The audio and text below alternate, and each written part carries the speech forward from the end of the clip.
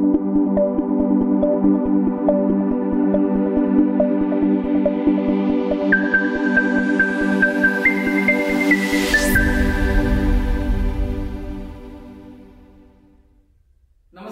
आपल्या सर्वांचं home group tuition मध्ये स्वागत आहे.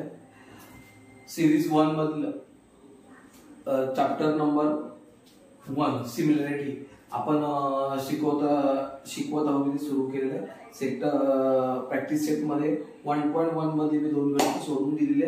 आता हे एक एक्स्ट्रा गणित मी सोडून त्या मुद्दाम सॉल्व सम आहे पुस्तकामध्ये. Page number textbook page number 4 question number 2 solve आहे. पण तरी पण सोडून देतोय कारण त्याचे 2 आपल्या प्रॉपर्टीज इथे यूज होत आहेत आणि त्या कशा केलेल्या आहेत. बऱ्याच आपल्याला इथे त्या एका गणितामध्ये बरीच माहिती आपल्याला काढता येईल आणि आपल्याला चांगलं नॉलेज मिळेल या गणितामधून. म्हणून मी हे सम मुद्दाम निवडलंय. तर या गणितामध्ये काय सांगितलं माहिती आहे, मी वाचतो बरे. Triangle ABC point D on side BC such that DC equal to in triangle ABC. त्यांनी काय सांगितलं, in triangle ABC point D हा बीसी वरती आहे. तो असा आहे की DC equal to 6, BC equal to 6, BC equal to BC ही पूर्ण बेस. हा ट्रायंगल एबीसी चा पूर्ण बेस आहे बीसी, तो 15 सेंटीमीटर. फाइंड त्यांनी फाइंड करायला काय काय सांगितलंय त्याबद्दल लिहून घेऊया. Area of triangle ABD, area of triangle ABD is to म्हणजे ratio is to area of triangle ABC. हे काय सेकंड फाइंड करायला सांगितलंय. Area of triangle ABD, area of triangle ABD is to area of triangle ADC. तर आपण काय करूया, पहिल्यांदा जे पहिला सम आहे त्यांनी सांगितलं फाइंड ते सोडूया. आता पहिल्यांदा काय करायचं आहे याच्यामध्ये ते निरीक्षण करावं लागेल थोडंसं की कोणते ट्रायंगल त्यांनी इथे फाइंड आउट करायला सांगितलं, कोणत्या ट्रायंगलचा रेशिओ फाइंड आउट करायला सांगितलं ते आपण बघूया. तर एबीडी हा ट्रायंगल एबीडी. आता ह्या ट्रायंगलचा नॉर्मल आहे म्हणून विचार केला तर त्याचा हे हाईट आहे आणि बीडी हा काय बेस आहे.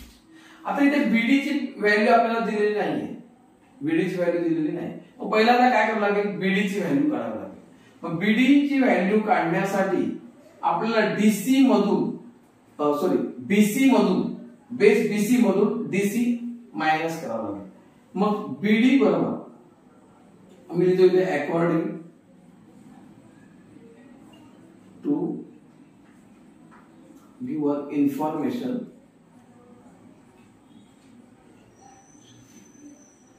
टोटल जी माहिती मिळेल बीसी बीडी इक्वल टू, पहिला आपण बीडी काढून घेऊया कारण आपल्याला त्याचा यूज होणार. BD equal to BC minus DC. तर बीसी ची व्हॅल्यू आहे 15, डीसी आहे 6 बरोबर. तर बीडी इक्वल टू आपल्याला मिळणार आहे 9. बीडी ची व्हॅल्यू काय आली आपल्याकडे 9 आली बरोबर. म्हणजे ही बीडी इथून आपल्याला किती मिळाली, आता 9 मिळाली इथपर्यंत. आता एरिया रेशो काढायचा आहे बरोबर. पण एरिया रेशो काढताना आपल्याकडे 3 प्रॉपर्टीज आहेत. डिफरंट बेस डिफरंट हाईट एक प्रॉपर्टी, दुसरी इक्वल बेस, तिसरी इक्वल हाईट. तर या 3 प्रॉपर्टी पैकी इथे कोणती प्रॉपर्टी यूज होणार याच्यावरती थोडासा विचार करावा लागेल. कारण काय इथे आपल्याला हाईट दाखवली आहे परपेंडिक्युलर हाईट, पण व्हॅल्यू तर दिली नाही बरोबर. मग इथे दिलेले ते आपल्याला बेसच दिलेले. काय दिलेले बेस. आणि ह्या इथे जे क्वेश्चन मध्ये आपल्याला ते 2 ट्रायंगलचा ज्या ट्रायंगलचा रेशिओ काढायचा आहे त्यांचा व्हर्टेक्स जो आहे तो कॉमन आहे. आता जर कॉमन व्हर्टेक्स असेल म्हणजे काय, उदाहरणार्थ बघा एबीडी बरोबर. याचा व्हर्टेक्स ए कॉमन म्हणजे हाईट काय आली एबी. दुसरा triangle ABC common vertex height काय आली एबी. म्हणजे कॉमन व्हर्टेक्स असल्यामुळे इथे काय हाईट आहे इक्वल हाईट आहे. मग एरियाचा रेशो प्रपोर्शनल टू कशाच्या येणार, बेसच्या येणार. मग आता आपण इथे लिहू शकतो पुढे ए इन ऑल ट्रायंगल्स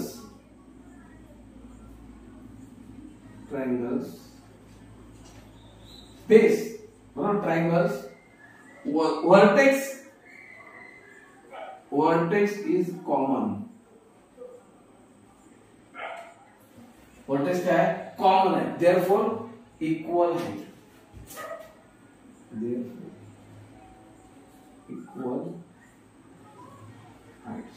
बरोबर. आता हे झाल्यानंतर आपल्याला पहिला त्यांनी सांगितलंय एरियाचा रेशो काढायला, तो बघूया. एरिया ऑफ ट्रायंगल इथे लिहितो, area of triangle ABD divided area of triangle ABC, बरोबर. नॉर्मली एरियाचा फॉर्म्युला 1/2, एरिया ऑफ ट्रायंगलचा formula 1/2 into base into height, बरोबर. मग आता आपल्याकडे 1/2 into बेस into हाइट हा फॉर्म्युला आहे. मग त्यापैकी आपण काय करणार, प्रॉपर्टी बघतोय इथे. तर प्रॉपर्टी लागते की ते इक्वल हाइट आहे, म्हणजे एरियाचा रेशो प्रपोर्शनल टू बेस. मग आपण एबीडी याचा बेस काय, बीडी, फक्त डायरेक्ट लिहिलं बीडी. दुसरा ट्रायंगल आहे एबीसी याचा बेस काय, बीसी. इथे लिहायचं इक्वल हाइट, कसं आहे, equal Heights, therefore areas ratio proportionate to base, proportional to base. आता बीडी ची व्हॅल्यू आपण मगाशी काढली होती, बीडी ची व्हॅल्यू किती आहे, 9, आणि बीसी ची व्हॅल्यू किती आहे, इथे दिलेली होती 15. दोन्ही पण 3 च्या टेबल मध्ये येतात. 3 3 चा 9, 3 5 चा 15. म्हणजे आपलं पहिलं उत्तर मिळालं area of triangle ABD upon area of triangle ABC 3/5. Second, त्याने सेकंड विचारलं, area of triangle ABD divided, म्हणजे रेशो गिवन देतात एरिया ऑफ ट्रायंगल ADC. पुन्हा तेच इथे पण ABD हाइट AP म्हणजे वर्टेक्स A झाला. दुसरा ट्रायंगल आहे ADC कॉमन वर्टेक्स म्हणजे इक्वल हाइट. पुन्हा मग equal height, area ratio proportional to base. मग ABD चा बेस आहे, ABD चा बेस आहे BD डिवाइड बाय ADC चा बेस आहे ADC चा बेस आहे DC. कारण ते same equal height, area ratio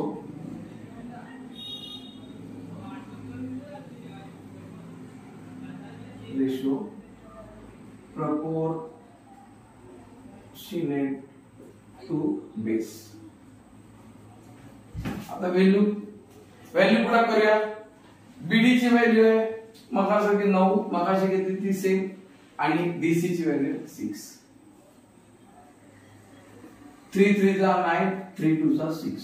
म्हणजे आपल्याला area of triangle ABD divided area of triangle ADC याची व्हॅल्यू पण मिळाली आहे.